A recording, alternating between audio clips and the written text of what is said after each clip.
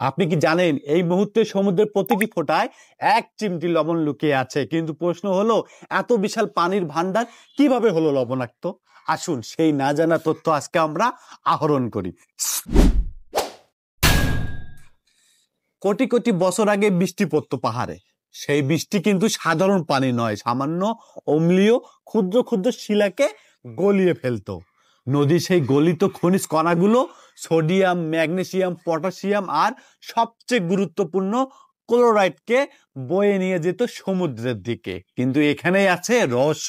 পানি তো আবার আকাশে ফিরে যায়, মেঘ হয়ে, বৃষ্টি হয়ে, কিন্তু লবণ লবণ কোনোদিন উড়ে যায় না। এভাবেই কোটি কোটি বছর ধরে লবণ জমতে জমতে সমুদ্রকে করেছে অসীম লবণ ভান্ডার। আজকে গড়ে প্রতি লিটার সমুদ্র জলে আসে প্রায় ৩৫ গ্রাম লবণ। ভাবুন তো, পৃথিবীর সব সমুদ্র মিলে জমেছে প্রায় 50 কোয়াড্রিলিয়ন টন লবণ। এই লবণই প্রাণ দিয়েছে সামুদ্রিক জীবনকে আর নিয়ন্ত্রণ করেছে আমাদের জলবায়ু।